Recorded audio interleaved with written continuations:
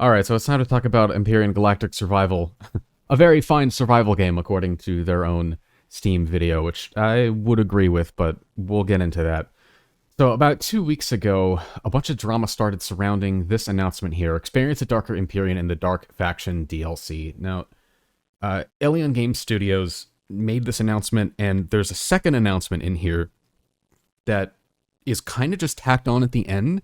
And that announcement is kind of what, in combination with this, sparked a ton of controversy, we'll say, in the Empyrion community. So if you're not familiar with Empyrion Galactic Survival, hi, welcome to the video. But it's basically space Minecraft. It first got its really big break in 2016, I think it was. It was when No Man's Sky completely flopped on its face right out the gate. Everyone was looking for a space game where you could go around and explore, and you can maybe craft some stuff and do survival. And so Empyrion got a ton of traction because No Man's Sky failed. People were like, well, this is basically the No Man's Sky replacement. A small indie game that was in early access at the time, super buggy and janky, but kind of interesting. At least there was development on the game. It looked okay. And they was in early access, so hey, this is before all of the early access scams we've had these days. And before anybody says anything, no, this is not going to be on the level of Dream World or something like that. This is far away from that. But the point is, in 2020, they released from early access, and the community did tell them, hey, maybe you shouldn't do that. The game doesn't feel done. And as soon as you up the price to $20 and say that this is a full and complete game, well, people are going to judge you on that. And sure, it's only $20. And unfortunately, that is a counter argument to a lot of the people saying that, well, there are all these bugs in the game. It's only $20. I mean, yeah, but you're advertising this as a complete game. I expect it to be a complete game. And while it's fine, and you can certainly get a lot of enjoyment out of it, it is definitely not a complete game. One example being that the most recent story addition to the game was, I don't even know how many years ago at this point. It was like a joke add-on. It was a Christmas chapter, and that's currently, to my knowledge, the last chapter of the game. I mean, maybe there's more, but I've played 327 hours of this game. The last playthrough, I explicitly went straight for story, and I couldn't find anything. There's other story out there. Good grief, is you got to work a lot, and that's beside the point. The story's not done, and while the story doesn't necessarily matter in a survival crafting game, when you go to release a story DLC, that kind of feels like a little bit of a slap in the face that, in order to get the next story, this isn't the same thing as, an MMO, releasing a new story expansion. At least in, Guild Wars 2, the story's done, and then we're going to release a new Living World expansion, and then a big expansion you pay for or whatever. And World of Warcraft, you have the whole story arc, and then the next expansion is the next story arc. And maybe this is the next story arc, but you haven't finished the first one. So immediately alarm bells go off, but knowing that Empyrion has been at least an okay game and hasn't rug pulled anybody, sure, this is going to be fine. But there's a couple of things in here that stuck out to people, to myself and to a bunch of other people in the community. Dark Faction planets, specifically to the DLC, you know what? I'm okay with that. You want to charge you $10 for DLC and you get some cool new planets, fine. I'm bummed they're not going to be in the base game, but it is what it is. New building blocks? Sure, whatever. I mean, it would be... This ultimately does kind of... The implementation is what will really tell if this is good or bad, because as of right now, a lot of the ship designs that people are coming up with are based on certain blocks and the way that PvP stuff works, which is not great, but that's another kind of one I'm not going to get into. If they end up being blocks that are more functional, that are cheaper, that are stronger, whatever, then that could throw off the balance of things in the game. If they want to make it unique to the DLC, I'm not going to be happy about it, but I'm fine with it. New devices, translocator, phase shield, corrupted shield, and others. They said such as, so there's probably more. Those sound really interesting and like they should be in the game. That I'm not happy with. And then they said updated melee combat. So updated melee combat is interesting because this is a brand new feature to the game. And it's not going to be in the base game. And this is incredibly interesting that they're going to charge people for a feature. So people wanted to know, is melee combat coming to the base game? Is it just DLC only? Because that seems weird. It almost seems like it would be more effort to make melee combat in the DLC only than in the base game. And a lot of the counter arguments to this are like, well, I mean, why would you want melee combat? Aren't you going to shoot things with a gun? That's beside the point. But the bigger announcement here was right down here that they partnered with Funcom. And I'm just going to read this verbatim to make sure that I get this right. We're delighted to announce that we've partnered with Funcom for marketing duties on our future projects. That goes for Dark Faction and beyond. Funcom's previous publishing record includes Shiro Games' Dune Spice Wars and The Outsiders' multi-award-winning Metal Hellsinger. They're also the developers of the open-world survival game Conan Exiles. I'm a pretty big survival fan. I'm aware of Conan Exiles. I've never played it because it doesn't feel worth the money when compared to other survival games, but it is what it is. That's probably Funcom's biggest success, the one that you've probably heard of before, because it's been on everyone's Steam homepage at some point. With Funcom taking care of marketing, we're free to focus entirely on development, and as you'll see with Dark Faction, this has given us the opportunity to raise the bar for both the quality and quantity of our content. Now, this is very interestingly worded, because it sounds like my impression, a lot of people's impression, was that this means that Funcom is going to be their marketing team. So if you see Instagram ads or TikTok videos or YouTube ads or whatever regarding Empyrion, it's Funcom and they're a marketing company, right? Well, no, because Funcom is not a marketing company, they're a publishing company. So this way that this is worded seems misleading, and when you look at Funcom's press release about this, it seems a bit like Eleon was not giving us the whole story. Because in here, Funcom basically says, without saying, that they're now the publisher of this game. And being a publisher of an indie game means that an indie game is no longer an indie game. And that has a lot of implications depending on the specific publisher. Now, I've talked to a lot of people in the game industry. Publishers have a lot more pull on how a game is made than you might think. Some publishers, less so, but a lot of publishers, they have a huge sway. There are several games that I know the developers of personally who have personally told me horror stories about how the publisher changed things last minute, scrapped entire things.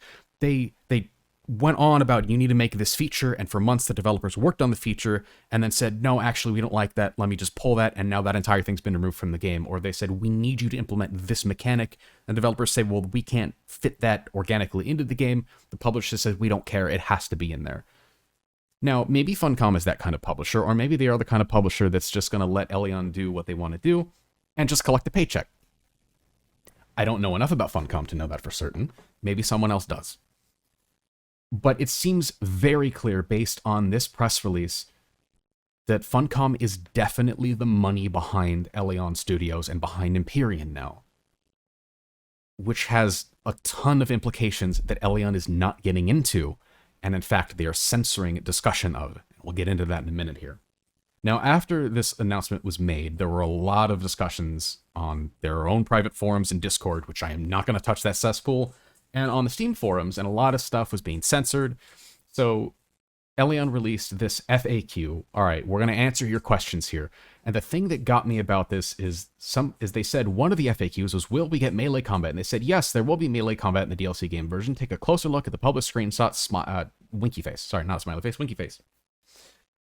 Now, that's not the question that was asked. The question that was asked is there going to be melee combat in the base game? And their response was, yes, we will have melee combat in the DLC. That's misrepresenting the question, and it's not answering the right question. They're dodging it by answering the wrong question. There's a lot more in this FAQ, but this certainly didn't go very far in alleviating concerns. So I changed my review to negative after all of this stuff went down. Because I can't recommend this game anymore, personally. It's a fun game, and, like, I would recommend it as, like, you buy it on sale for, like, $10, and you have fun with your friends playing. Actually, just have fun with your own self playing, because I've tried to run a server, and holy crap, is it a nightmare, but, again, that's another problem that we'll get. I'll come back to that in a minute.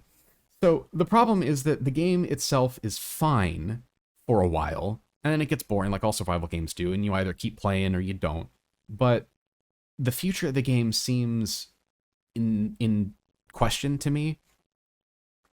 And it feels like the progress that's been made since leaving early access has been not really as much as they said. Like, they said that they were going to keep working on the game. People said, hey, we've seen this happen before. You leave early access and you stop working on the game. We saw what happened to DayZ.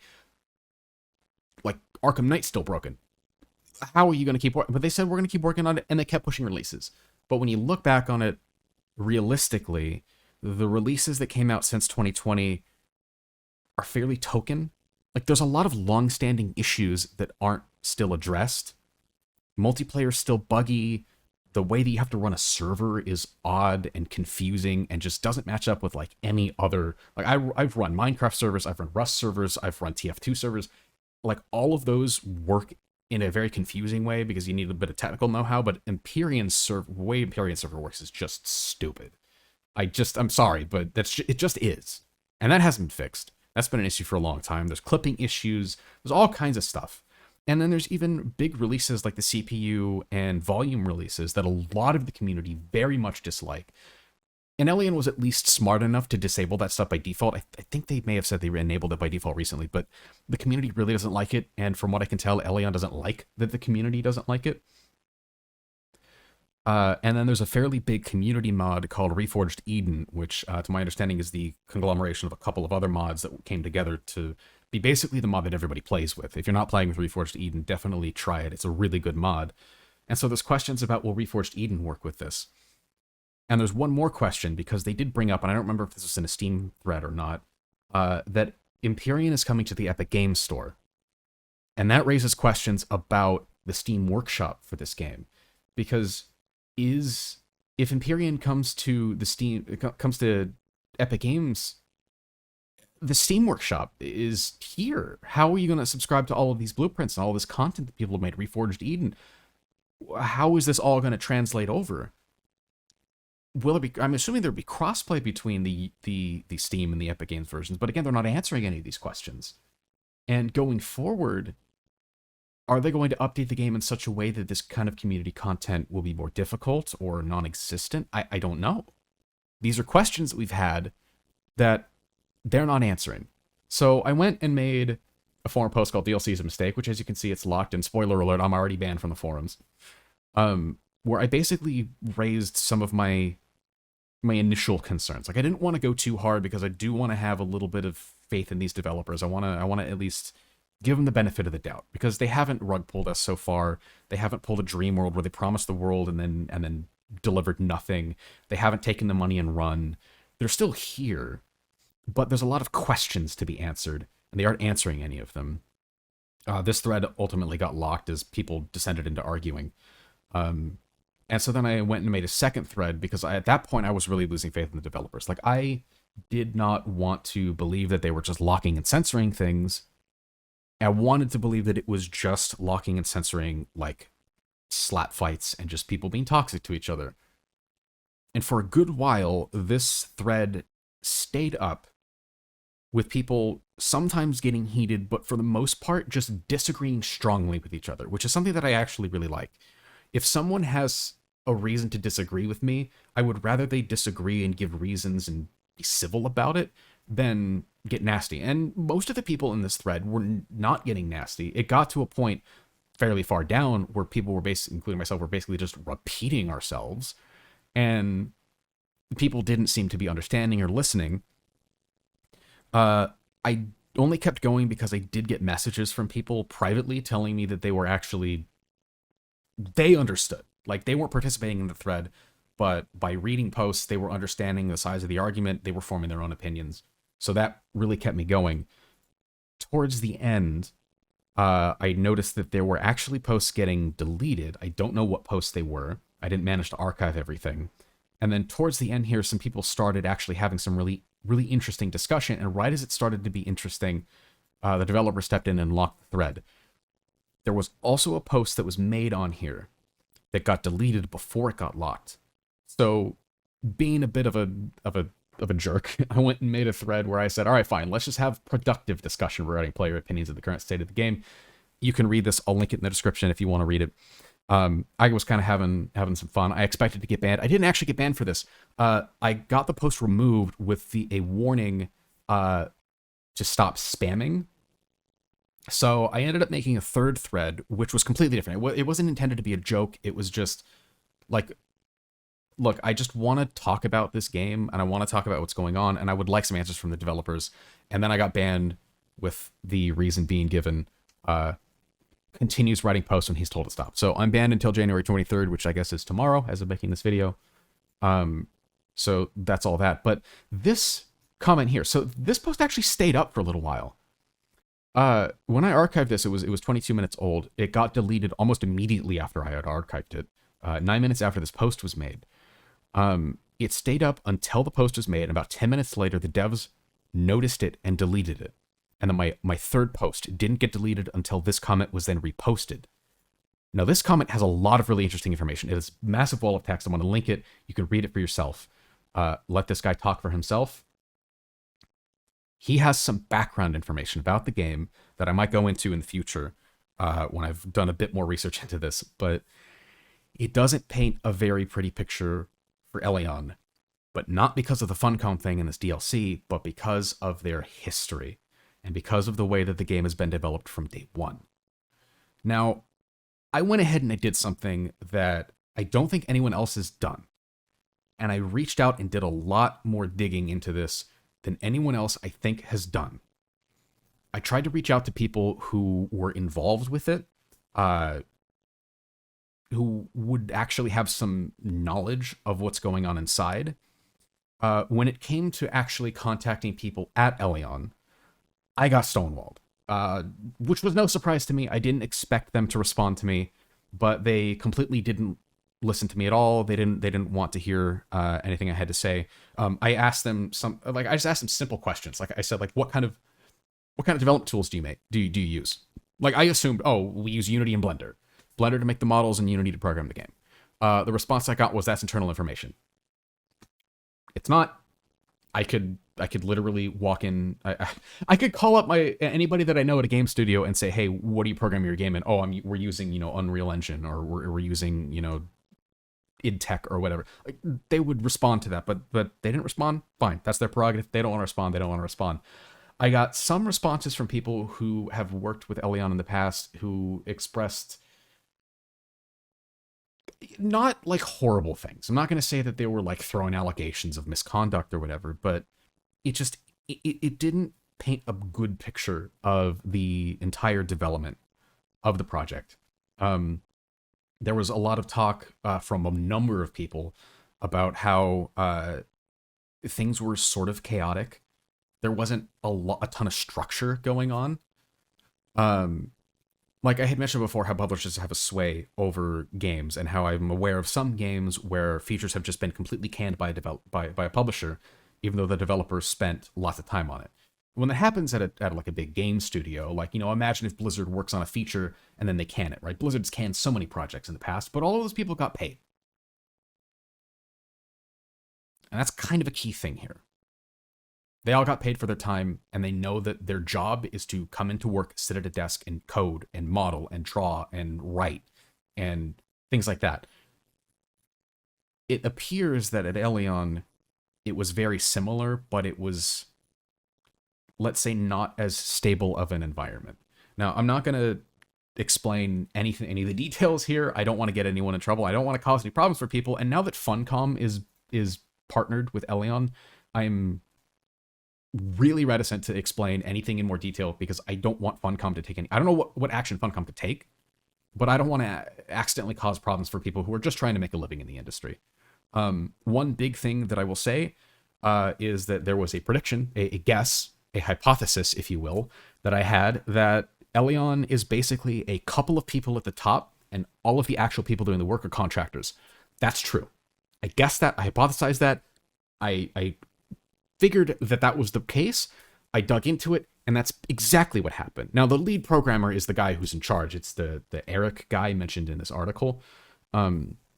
He's apparently the lead programmer. I don't know anything about his competency, his background. Maybe he worked at Microsoft for 20 years before moving to Eleon and going independent, or maybe he's just some guy who watched a tutorial on how to make games in Unity. I don't know. The game development started back in 2014 when Unity was like really in its heyday. So maybe there's no telling what happened. Like that was the time when like every game was being developed in Unity, and like you got Subnautica, and you got The Forest, and you got Empyrion, and you got all these other games that are being developed in Unity. Who knows? I'm hoping to get more information, and I want to paint a better picture of Empyrion right now, but I don't think that I can, because there's a lot more information that I'm holding back right now in the hopes that I will get some kind of response from Eleon. So please, Eleon, if you would be so kind, I would love to talk to you. If you want me to send you questions via email and I will simply read your answers, I will be fine with that. If you want to call me up on Discord or Skype or whatever, you want to call me on the phone, I don't care. I want to talk to you. I want you to get in contact with your community, because my biggest issue right now, my personal issue, right? People have issues with Funcom, people have issues with the DLC, people have issues with censorship. Fine. My issue is that you aren't talking to people. And don't go and say that you're talking to people on your forums or on your Discord. That doesn't count. Like, the reason that people say that the Warframe developers or the Rust developers or the Path of Exile developers or the Age of Empires 2 developers are in contact with their community is because of how open and honest they are with people. Not through private Discords and forums that are moderated by you, but by public blog posts and live streams and contacting content creators. I'm not going to come down, I'm a content creator and I have any right for you to contact me, but like, if I go to Spange's channel and look up Empyrion interviews and I see nothing, what are you doing? Like, get in contact with people. I don't think that Eleon is in a state and Empyrion is in a state where the future is completely bleak. I think it's in a state where it can be salvaged before it gets worse. So please, if you would be so kind, reach out to me. I will be more than happy to let you speak your piece. And yeah, I mean, let me know. That's all I have to say for now. I have more, but I'm going to wait to hear back from Eleon. And if I do or don't, I'll let you guys know. Thanks.